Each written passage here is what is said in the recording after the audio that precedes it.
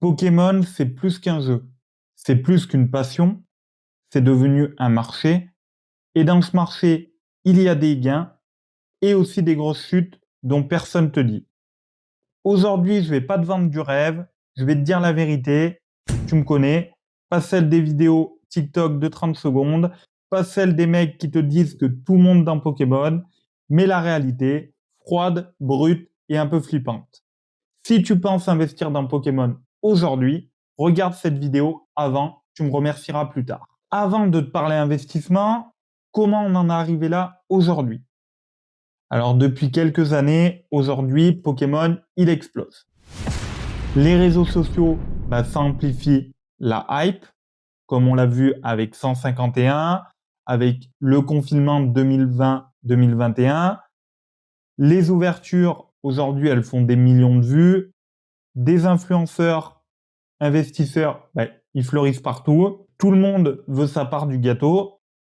Des jeunes, ils achètent des displays, ils stockent du CD, ils gradent tout ce qui brille.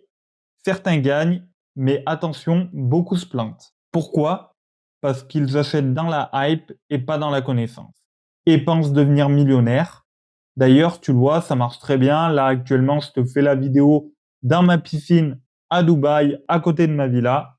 Non, plus sérieusement, il faut revenir un petit peu les pieds sur terre. Alors, comment fonctionne le marché Pokémon aujourd'hui?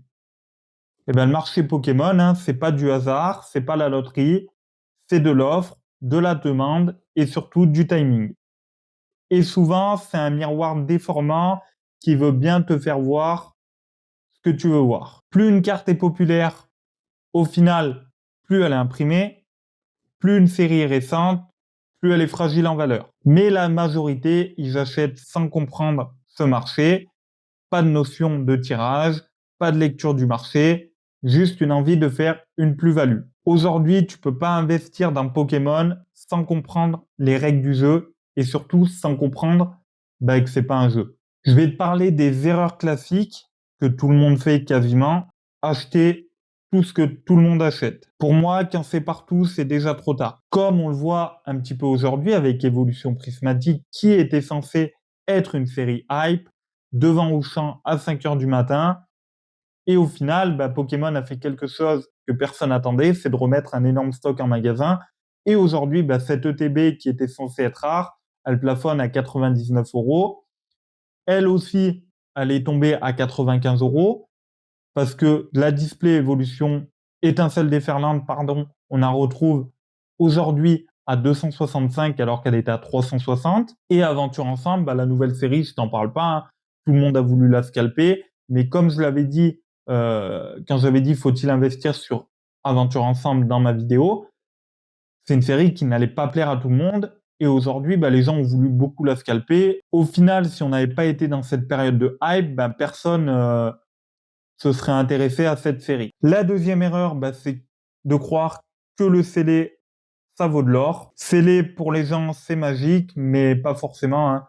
Du moment que ta série, elle est trop hypée, trop populaire, trop scalpée, et surtout, si tu as un restock comme actuellement on a sur à peu près beaucoup de séries aujourd'hui, hein.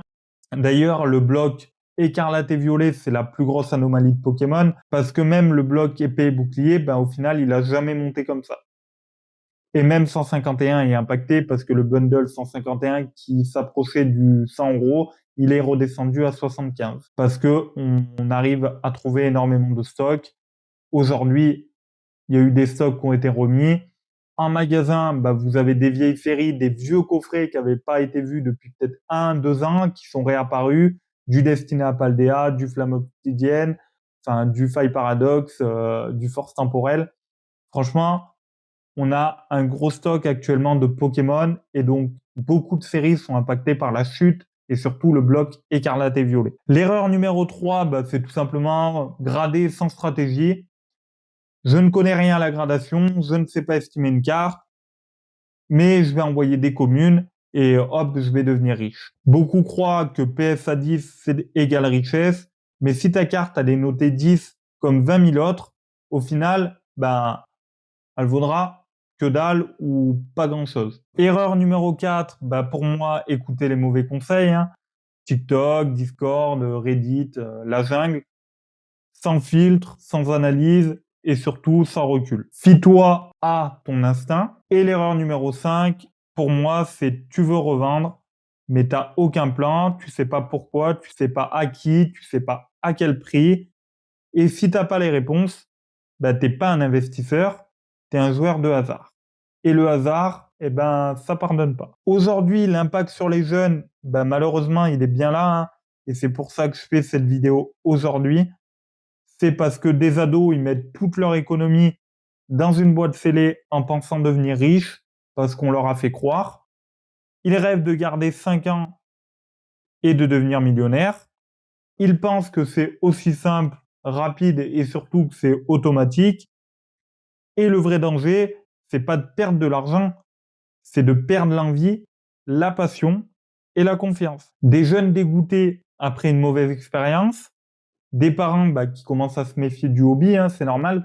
Si aujourd'hui mon enfant il claquait 1000 euros dans Pokémon, peut-être que je réagirais. Et une génération qui confond aujourd'hui la passion et business alors qu'ils ont que 13 ans. Alors pourquoi aujourd'hui le rêve il fonctionne pas toujours? Tout simplement parce que le marché est instable, parce que tout le monde aujourd'hui veut revendre en même temps et parce que très peu savent lire une tendance ou une évolution de prix. Investir dans Pokémon, c'est pas comme collectionner. Collectionner, c'est vraiment kiffer. Investir, c'est patienter, c'est étudier, c'est perdre parfois. Ça m'arrive, hein, comme je vous l'ai dit dans une autre vidéo, j'ai envoyé des cartes en gradation que j'aurais pas dû. Et au final, je sais très bien que je vais pas faire le bénéfice que je voulais avoir. Et ça, peu, ils sont prêts à l'entendre. Donc, comment investir intelligemment aujourd'hui si tu veux vraiment investir dans Pokémon? C'est investir dans ce que tu comprends. Si tu comprends pas, investis pas.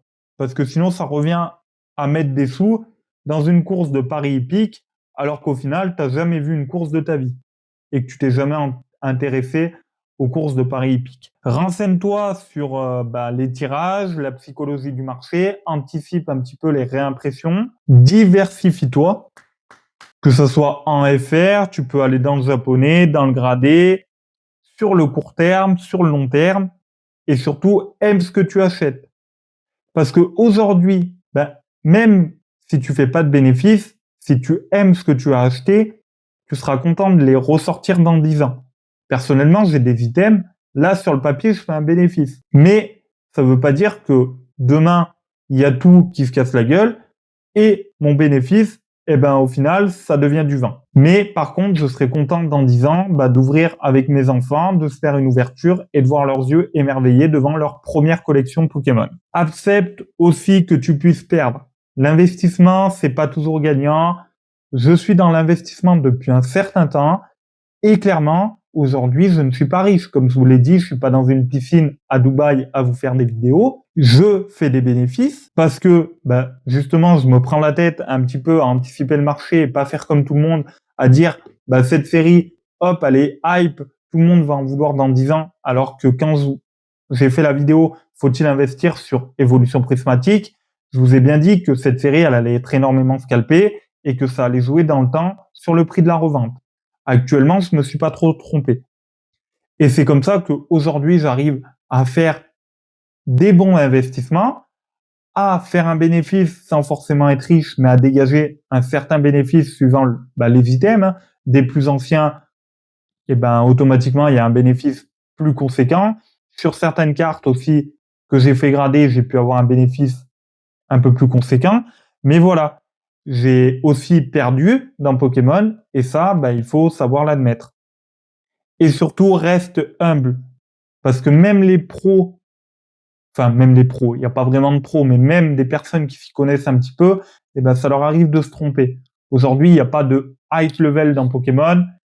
Personnellement, des erreurs, on en fait tous, on se trompe, donc ça sert à rien de te la péter.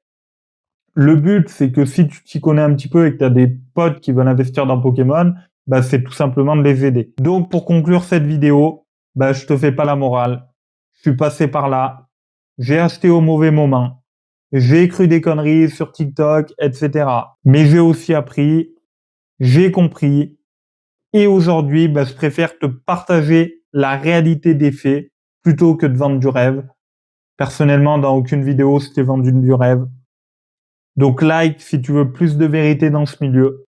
Abonne-toi pour pas tomber dans les pièges. Et commente-moi ta plus grosse galère Pokémon ou le moment où tu as compris que Pokémon c'était pas si simple. Oublie pas que Pokémon aujourd'hui c'est pas qu'un jeu, mais par contre ça doit rester avant tout un plaisir et ça personne peut te l'enlever. Je te dis à la prochaine pour une prochaine vidéo. Salut!